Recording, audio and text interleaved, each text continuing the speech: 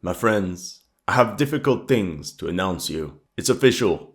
East Bakhmut has fallen. As you can see on this map, Russian forces have captured everything on the east bank of the Bakhmutka River. In this video, you can see a Russian war reporter advancing through the rubble alongside Wagner PMC fighters in the eastern outskirts of Bakhmut. Judging by the footage, judging by all the destruction, heavy fighting took place there, intense artillery shelling. Not a single meter was spared. Even worse, the orchestra is reportedly storming downtown Bakhmut, as well as the Azam factory.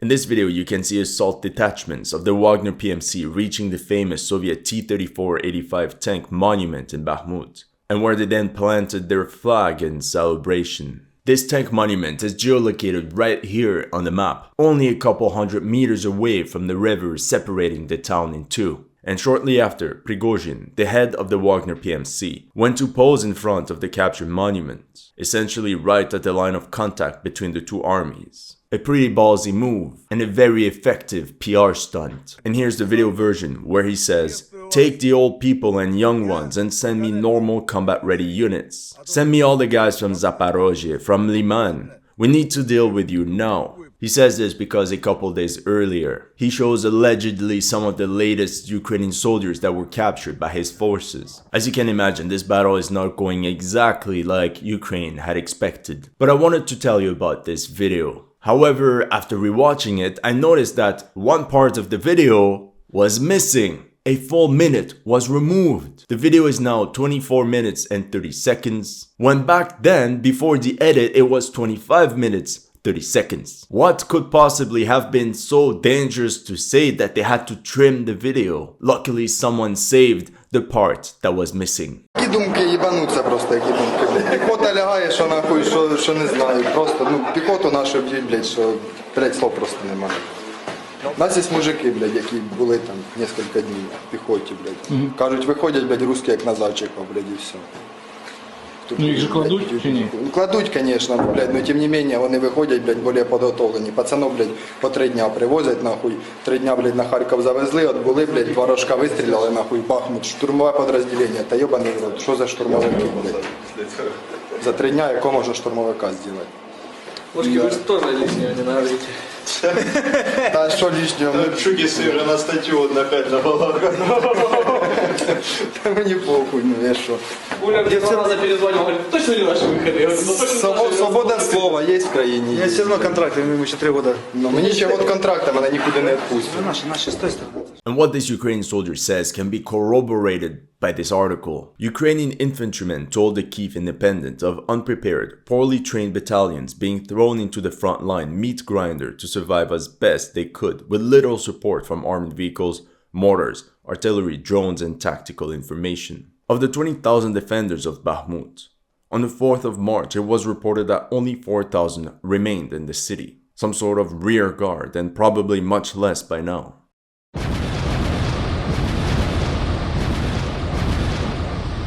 Oh no, it's a trap!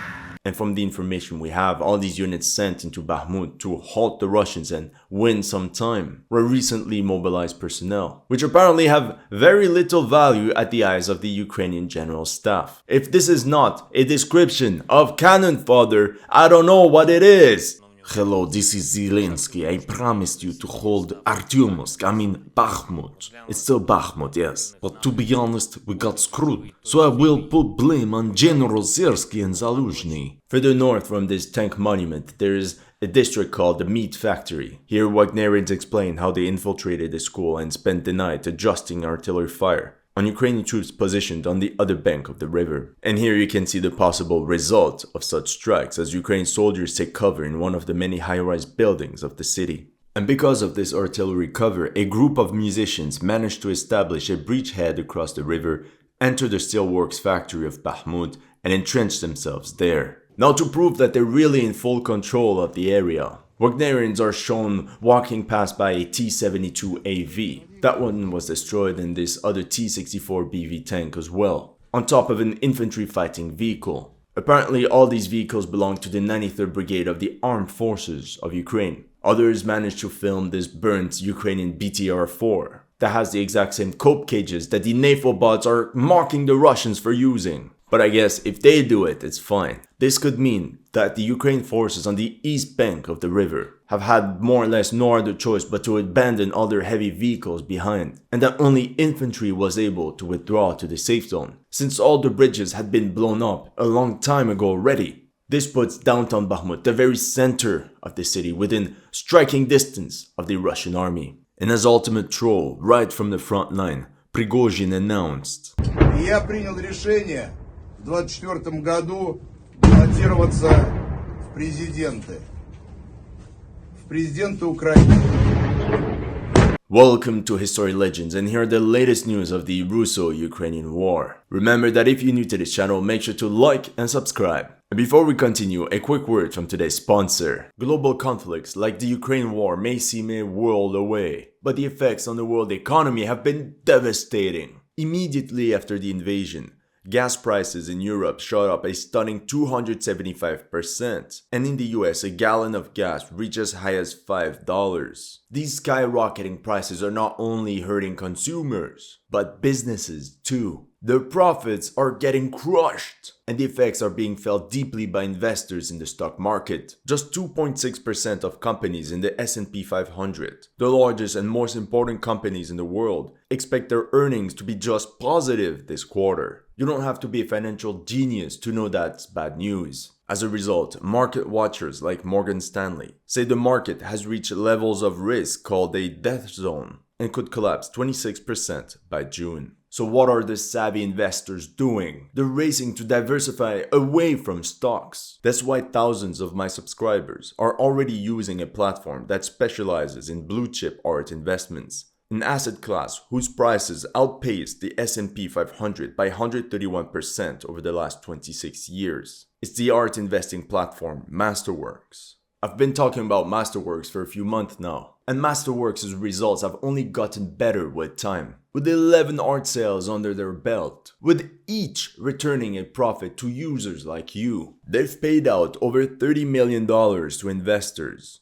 So now there's a wait list to join. But as a partner of the channel, they're giving you guys priority access right now. Just click the link in the description below. Thank you to everyone that has supported me on Patreon and PayPal, and welcome to the headquarters. Meanwhile, what is the frontline situation for the siege of Bakhmut? Now it's official, the Wagner Orchestra captured Dubovo-Vasilivska after lots of back and forth with Ukrainian forces. And here you can see the PR announcement of the capture of the settlement. Wagnerians have now been reported pushing north towards Orikhovo-Vasilivka. Meanwhile, the Ukrainians have heavily reinforced the city of Hromove to secure this vital supply line. In turn, the Russians simply bypassed the area and stormed the Ilinyovka district, which could allow them to enter North Bakhmut, encircle the defenders of the Azom factory, or even flank the defenders in Hromove. But they're also in the process of attacking north and south of Bohdanivka to take the village into a pincer like they always do, in an attempt to squeeze out its defenders. With this maneuver, not only do they cut the Hromove supply line, but they also dangerously approach this settlement. And what did I say about it? More specifically, the Ukrainians have to heavily fortify and make sure to hold this settlement right here on the map. This would put the Ukrainian army in huge trouble, which would cut the last exit road for Ukrainian forces still in Bakhmut. And what feeds into this theory is the following footage. This picture shows two Ukrainian helicopters firing rockets at Russian positions southwest of Chasiv Yar. However, what is troubling is that the helicopters were geolocated there,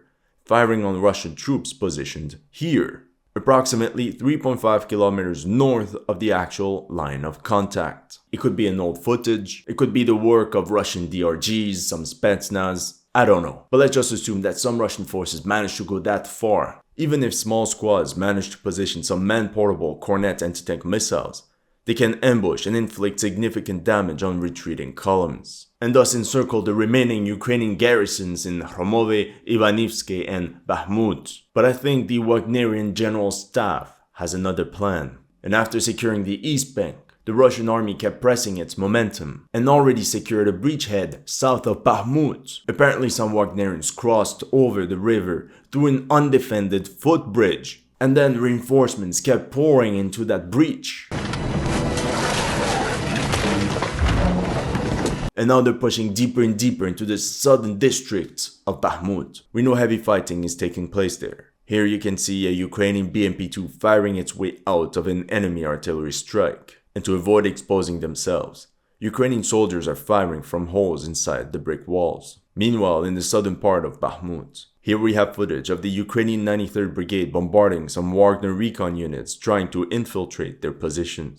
Here's a soldier of the same 93rd Brigade geolocated in downtown Bakhmut, 500 meters west from the river. From all the footage we have of the 93rd Mechanized Brigade, it means the entire 93rd Mechanized Brigade is holding this entire front line by itself. And as you can see, its presence is confirmed by the military land deployment map.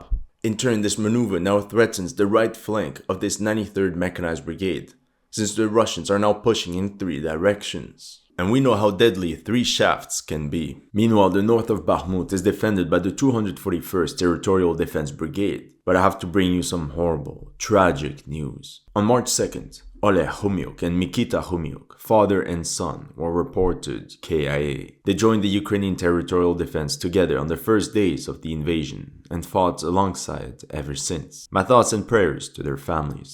There is this very important crossroad that is currently being stormed by Russian assault detachments near this famous MiG-17 monument. And remember from my previous video, thing is, by now Wagnerians are 500 meters away from that famous MiG statue at the western entrance of Bakhmut. How long until the orchestra takes selfies there? However, this is not going to happen, since some people were salty, I'm not gonna say who, but this MiG-17 memorial was blown up, either by artillery strike or by demolition squads. Truth be told, I don't know how long Ukraine can still hold South Bakhmut. Many Ukraine formations have simply already started their withdrawal from this sector. In the video geolocated right here, 900 meters east of this monument, we can see a Ukrainian platoon, perhaps 25 men, retreating on foot towards the main road. The withdrawal is permanent because the soldiers are carrying all their personal belongings, like mattresses and sleeping bags. The unlucky ones are left with nothing else but their uniforms and weapons. Other scattered groups of soldiers help their wounded comrades make it to the safe zone with their last strength they have inside them. Потрібна допомога. 2 часа нахуй просили. Ніхто не відповідав. І це все відбувається, блядь, під плотним мінометним обстрілом, нахуй. АГС, блядь, летять дрони, нахуй, їбані воги, нахуй, кидають, блядь. І ми відійшли, блядь. Ми відійшли, бо нам була би тупо пізда, нахуй. А нам, блядь, ще на початку казали, тримайтесь, вам де підкріплення, нахуй. Спустя 3 часа нас ніхто не став евакуювати. Піздуйте пішки, блядь, 13 кілометрів, нахуй. От по такі, блядь. От таке от, нахуй, все, да? Now, as a summary, the Russians are attacking in this direction and in this direction as well, which leaves only this tiny little road for Ukrainian troops to withdraw. So one analysis is that the Russians have failed to complete the encirclement of Bakhmut. For sure, I mean, yeah, but perhaps Wagner had something else in mind. To me, the operational posture of Wagner reminds me of the tactics that the Mongols were using. Flank the enemy grouping and unleash an unrelentless stream of arrows to pin down and weaken the enemy force. Now replace mounted archers with artillery fire. This is the life of Ukrainian soldiers, waiting in trenches while getting hammered by artillery shells. These Ukrainian soldiers managed to find shelter in some sort of dugout, but here comes a close call. Look at this satellite image of Ukraine positions near Bakhmut. On top, Serpnya, August 1st, Sichnya, January 1st. Just look at how these positions were obliterated after the Mongol mounted archers were done their job. It was time for the heavy cavalry, the lancers, to charge and finish off the defenders. And this is the part where Wagner storms Bakhmut, and from all sides to overwhelm the last defenders. The encirclement maneuver was meant to drain the main power of the Ukrainian army out of this fortified city, to push them out in the open and expose them to artillery fire. And now it's time for the lancers to charge, for the assault squads to go into the breach, and effectively encircle Ukraine forces out in the open, and not in commie blocks or factories. General mud. With the spring thaw, using country roads has practically become impassable for wheeled vehicles and trucks. They get stuck in the mud, but tracked vehicles can go through. Here's a video titled, "Another American Humvee of the Ukrainian military stuck in the mud." And as you can imagine, these vehicles make perfect targets for Russian artillery strikes, especially since a lot of these trucks have little to no armor. Newspaper France 24 released a very interesting article. Ukraine moves to embattle Bakhmut as Russia closes in. It says, I quote, outside Bakhmut, some Ukrainian soldiers had lost hope that Kiev would hold the city and looked set to retreat. Near the town of Chasiv Yar, 10 kilometers west of Bakhmut, one soldier said he came to repair his tank after a month of fighting. Bakhmut will fall, he told AFP from the vehicle. We're almost encircled. The units are progressively retreating in small groups. What he says is actually confirmed by a lot of videos that were recently released online, like this 10-man squad taking a quick break and regrouping before spreading out in the open ground with Bakhmut in the distance. The tragedy is behind all this talking. The Ukraine grouping in Bakhmut could have withdrawn much earlier, and now the retreat has turned more or less into some sort of chaotic rout. The soldier interviewed by France 24 continues. The only path out of Bakhmut was over dirt roads that lead to Chasiv Yar. He said, if tanks get bogged down there, they could become a target for artillery fire. And what he says is true because this is exactly what's happening. However, supply trucks going in and out of Bakhmut have no other choice but to use the main roads. This convoy got destroyed on its way to the city. And check out this Ukrainian squad sitting on top of some BMP. Driving past an entire destroyed Ukrainian armored column. As they're slowed down by the mud, I can count roughly 15 Ukrainian soldiers on this vehicle. They're overlooking the remnants of some of their comrades. One destroyed tank, one truck, and 2 armored vehicles. Meanwhile, on the 6th of March, pro-Russian sources reported the destruction of a retreating Ukrainian column between Ivanivsky and Chasiv Yar. Allegedly, they were trying to camouflage their vehicles by driving through a forest, but the convoy got stuck in the mud. And yeah, well, I don't know what to say. This is a tragedy. I put myself in the place of these soldiers trying to escape. And anyway, here's what happened next. You can see a Ukraine APC driving through the mud, surrounded by trees, and then driving through the aftermath of this ambush. I counted as many as 10 vehicles destroyed, wrecked carcasses along the dirt road, many of which are simple pickup trucks. These men simply wanted to escape the Bakhmut inferno as fast as possible. They were told to stay in Bakhmut because of some stupid order from higher-ups. And guess who has to pay the ultimate price? Ilya Ponomarenko, a defense reporter for the Kyiv Independent, asked, I hope the Ukrainian command really knows what it's doing in Bakhmut. No.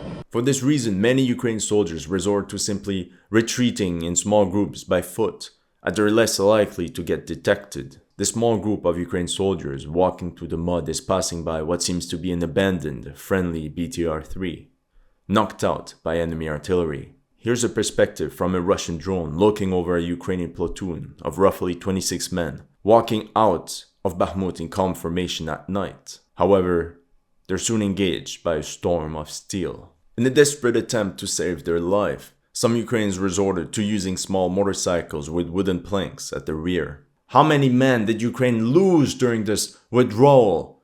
During this planned evacuation? Of which the only thing planned was enemy artillery. Ukraine's counterattack. The other reason I think Wagner has not pushed too much is because Ukrainians have not remained completely passive these past weeks. There is information that before the start of Ukraine's great offensive, they will lead a practice to test the combat readiness of their strike formations, to rehearse some tactical maneuvers and test some new equipment meant for the spring offensive. Some believe that this operation will be meant to unblock Bakhmut. If the trial is successful, it would confirm the use of the new tactics, and these new formations could then be sent on the Zaporozhye front for this attack against Crimea. For this offensive, Ukrainians could be using the new batch of troops trained in the UK, which as you can see in this video involves a lot of trench warfare training. They're taught how to approach enemy positions, how to storm these strongholds, and then how to navigate their way through this maze through close coordination with neighboring fire teams. To add to this theory, Prigozhin stated that the Ukraine command has positioned 4 groups meant to counterattack his forces.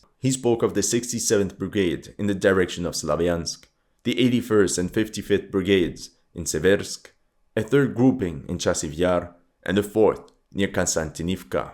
In my personal opinion, I highly doubt that such an important offensive would take place in the middle of this mud season. These NATO-trained mobile infantry squads on Humvees will be stuck in the mud and will be sitting ducks for Russian artillery and tanks. We can also believe that Ukrainians won't attack before the arrival of all the Western armored vehicles like the Leopard 2s, the Challengers, and the Bradley IFVs. However, what we do know for sure is that the last Ukrainian attempt to break through Russian lines did not work as expected. Here you can see 7 destroyed Ukrainian BMPs in calm formation that were destroyed by artillery fire before they could even reach enemy entrenchments. Meanwhile, to secure the withdrawal of their forces, the Ukrainians have launched many counterattacks out of Ivanivske in order to protect all the little roads leading out from Bakhmut.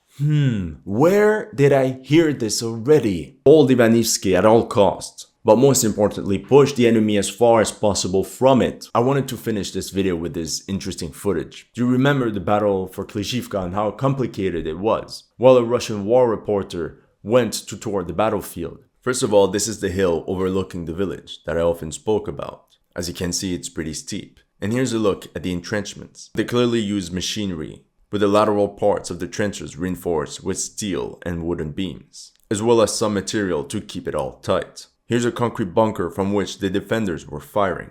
Such positions are essentially immune to artillery shelling. Lastly, here's the perspective that Ukrainian defenders had over the horizon. You can see the village below and everything approaching it, which explains why the Russians preferred to bypass this entire fortified network. That's all I have for you today. Let me know in the comment section what you thought of my analysis. If you're new to this channel, make sure to like and subscribe. And if you want to support the channel, make sure to check out my PayPal and Patreon. The links are in the description below.